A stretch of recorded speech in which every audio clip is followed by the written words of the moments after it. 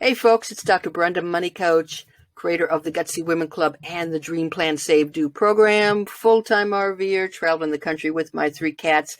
Today I am giving Ike Kinswa State Park in Silver Creek, Washington, a 3 campfire review. Now I stayed at this park for about, 10 days in mid-July 2021, and it's got a beautiful campground setting. But there are some key issues with this park. So let me go ahead. And by the way, Washington state parks are the most difficult state parks, even more difficult than Florida, which is pretty tough to get into. So this was this was one of my backup choices when the first one booked up within 2 seconds. And the location is pretty good. You're not too far from Mount Ranier and from Mount St. Helens, hour and a half drive. So those are really good hikes. The location is pretty good. But let's talk about the campground itself. Now, the campsite, I'm generously giving it a 3 out of 5 campfires. Generously, I say, and you're going to see the video of this. Yeah, I've got an even site. It's a long pad. I have the remnants of a giant tree out my front door.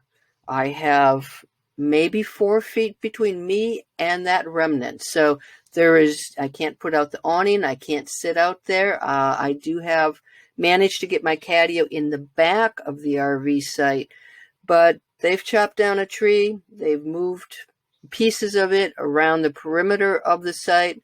They've left a giant chunk of tree right by your door. So that, you know what, guys, come on, finish the job, would you? So yeah, you can't sit out, you can't put your awning out, can't sit under it. So that's kind of big. So they get a 3 out of 5. Restrooms. All right, so I paid about $41 a night. I have water and electric. So it's a high-end campground, and yet you have to buy tokens for the restrooms. And no big deal, right? 2 tokens for $1. Each token lasts 3 minutes. But you stick your tokens in. Happened to me, nothing happened, okay? I got just a dribble of cold water. Now, I've used the showers a couple of times, and first time was fine. Second time, not so good. Talked to the ranger. I got my tokens back, but the fact of the matter is they had been told this. Women talk. We talk about the restrooms, and they had been told about this in the morning. In the afternoon, they still hadn't done anything, didn't put an out of order sign, so women continued to go in and stick their tokens in, and nothing happened. So you know what? You're going to charge me quite a bit for this campground. Then you're charging tokens. You better make sure that the showers are working. So I've got no problems with the cleanliness of the restrooms. They're fine, but they got to work. If I'm paying for it, you got to work. So, again, that's a pretty generous 3 on the restrooms. Amenities and trails. There is a short trail along the lake, and, I'll get into that trail a little bit more. But I was looking for kayaking. There's a day use area. There's no kayak rental. I do have an inflatable, but it's just me, and I'm not going to haul that someplace and do the trouble with it. So there aren't that many amenities here. Again, you're paying for access to the lake. A lot of folks seem to have boats that they would launch from the boat launch, and then stay in the park. They would just have it anchored by the campground area. But if you don't have a boat, and if you don't have that, it's like there's just not a whole lot here in terms of amenities and trails. Now, I did say that the location is really good. So yeah, go up to Mount Ranier, go to Mount St. Helens, hour and a half from Portland. So yeah, the location is pretty good. Safety. Usually I have no problems with safety. I give safety a 5. I felt safe in my campground, but here's what happened. Remember the little trail along the lake. That trail is a walking trail. It is a hazardous trail. So there are areas where it is really, really narrow, and you've got a 5-foot drop off with rocks on the backside. So I'm walking on that trail one day, and young boys are on their bikes, and the kid, it's not a bike trail, folks. They need to put a sign up that says no bikes, because that kid went over the edge, and I find him down at the bottom, crying with his bike on top of him. And, I helped him up. His mom came over, helped him. But that trail is not a biking trail. If you have a bike and somebody's there on a walking path, I can't even get out of your way. But for kids on that trail, it is so not safe at all. So that's a safety issue. Now, I've been to so many different parks, and I've never encountered anything like that. It just seems like the maintenance here, the level of knowledge, the level of interest in getting this park to the way it should be, it's just not there. But that safety issue, don't do the bike. You got a kid, keep the kid off of that trail, because it is hazardous. Cleanliness, it's fine. So so I've got a video of all of these pieces. You're going to see my campsite, beautiful lake, really nice trail, but just be careful out here. So that's Kinswa State Park in Silver Creek, lovely state of Washington. 3 campfire review. Enjoy my videos. Hey, please subscribe below. All right, bye-bye. We're at the front entrance of Kinswa State Park, and I'll tell you what, I came from the west, from Portland area, and I saw a sign for Kinswa State Park. My GPS said to continue on for several miles, and then it took me on a left. I actually stopped to make sure that the GPS was correct, because there was no signage to the campground from the main road. So yes, if you feel like your GPS is taking you past the main entrance, it likely is. And so when I came here, this is the way it looked as well. It was the middle of the afternoon, but no one was here. And so it says you've got to check in.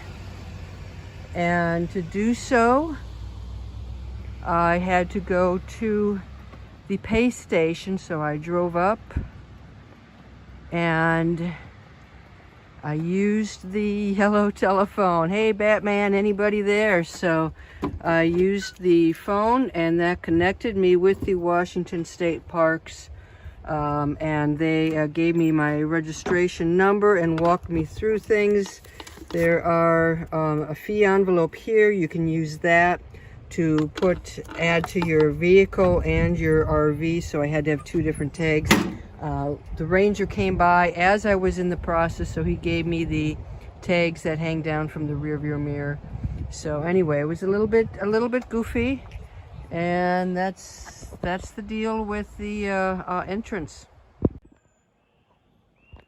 And here we are at my site. I am at number 66. You'll notice lots of sidewalk chalk in this park. So pros and cons, it's level. That's certainly a pro, at least when I get back to where the RV is. So the front tires stayed on the ground. But we have to reserve these parks 9 months in advance. And clearly from the time that there were photos of when I reserved it 9 months ago, this tree was likely standing. So you can see that it was uprooted and leaning or fallen, and they have chopped the tree down. Great, right? Well, not so great if this is where your awning is and where your catio comes out. So you don't see my catio here. That's the window where the catio comes out. There's no way I can park all the way on the other side. There's no way I can get around this. So if you had an awning and wanted to sit under the awning, it's not going to happen here. So, that is very discouraging. You would think that they could work to move it out of the way as they have moved the other pieces out of the way. The positives are that it is a big site, and I had a lot of space back here. So I improvised. I moved my catio back here, and I used a bedroom window as the base for the cat ramp. So we can still go in and out. they can go in and out, and they actually like it. It's a smaller slope, but again, you know, you can see pieces of the big tree here. It's a big picnic table, a nice fire pit. I am here in mid-July, and the weather's been very, very comfortable. The odd thing for me is there are no mosquitoes, so most of the sites, I think, are pretty level, and you do not have this tiny little tree problem in there. So overall, this, and by the way, this was not my first choice of a park. The Washington state parks were the most difficult state parks to get into. My first choice was taken. I was online exactly when I needed to be. It was gone, so this is a second choice park for me. So there you go. That's my site, and some pros, some cons. The park has several cabins. I think there are 4 of them here. I'm in the B loop, and all of them are occupied. It's Sunday morning. Oh, that one has cabin number 6, so there must be more than 4. So this one looks like the folks have cleared out, so I'm gonna see how close we can get to have a better peek of the cabins.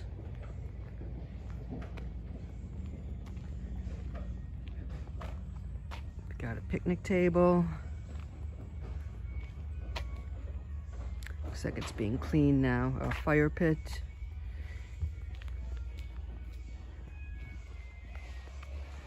Very nice porch. In fact, let's see if we can sneak back here.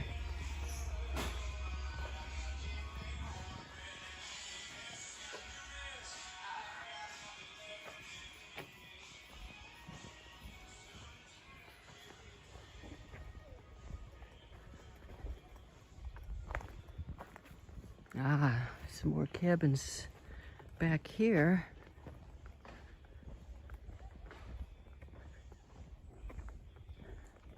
It says you've got a lakefront cabin.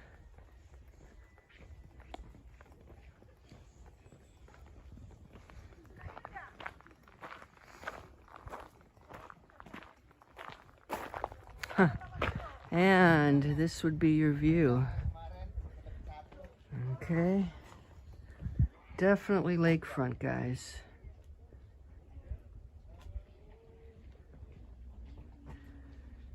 So, might be worth checking out a cabin if you can get one.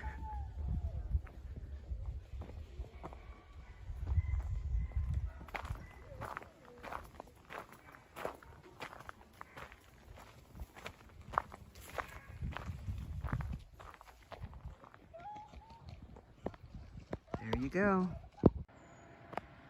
I'm at the women's restroom in the B loop, so let's take a look and see what we have.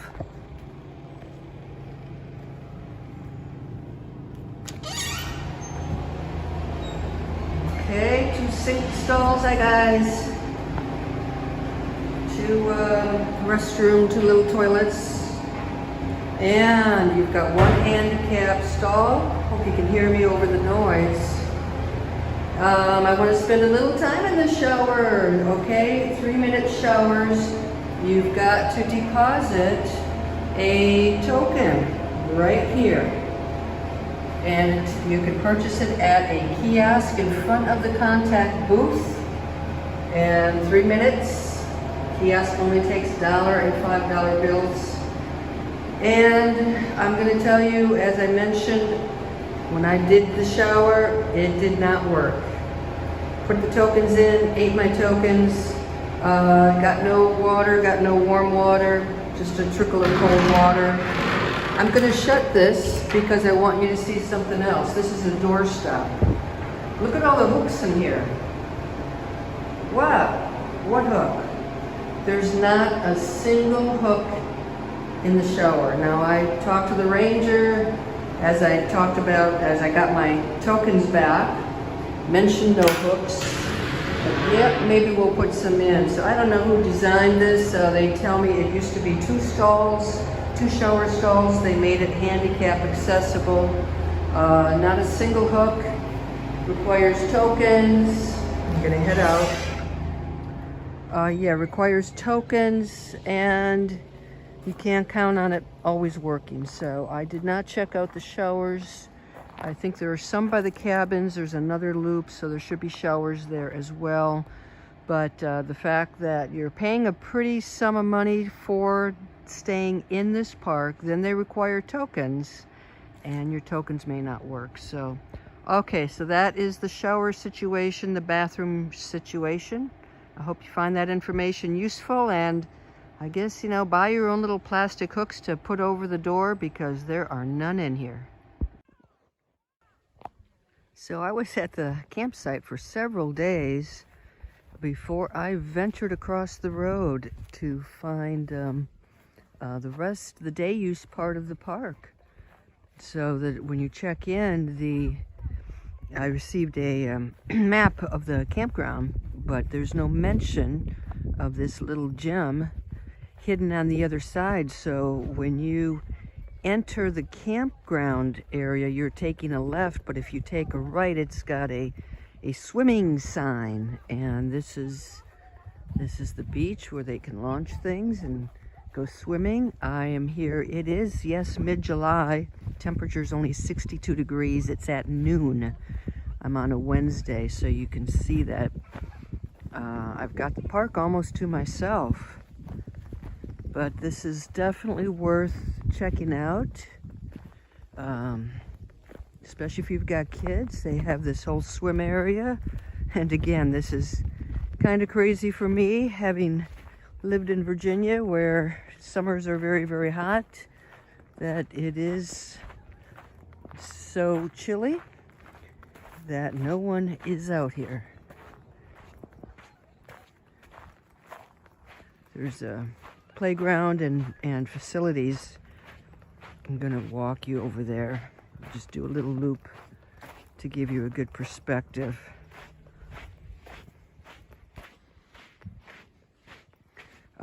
Looks like they have restrooms, changing facilities right in the park, and a little playground. Lots of picnic areas, and again, this is the nice thing of having flexibility in my camping schedule. I'm sure on the weekends this place is crazy, but I'm here on hump day, Wednesday. Okay, so there's your tip. If you're looking for a place to swim, hang out in the water, this would be it. There's a great trail right along the lake, and it's a little bit hard though to find a trailhead. I walked all the way back to the main entrance, and right before you get there, you're going to see this sign, Mayfield Lake Trail. You can start here, go to the left, and that will get you all the way down to the end of the lake. So there's your tip, and you'll see lots and lots of paths leading off of this. They seem to be leading into smaller campsites. There is a larger path that got me closer to the site where I am located, but this is a good way to start at the Mayfield Lake Trail. This is another trail. I'm right by site number 60. I walked this the other day, encountered a young deer. This ends by the dump station, so it's a short trail.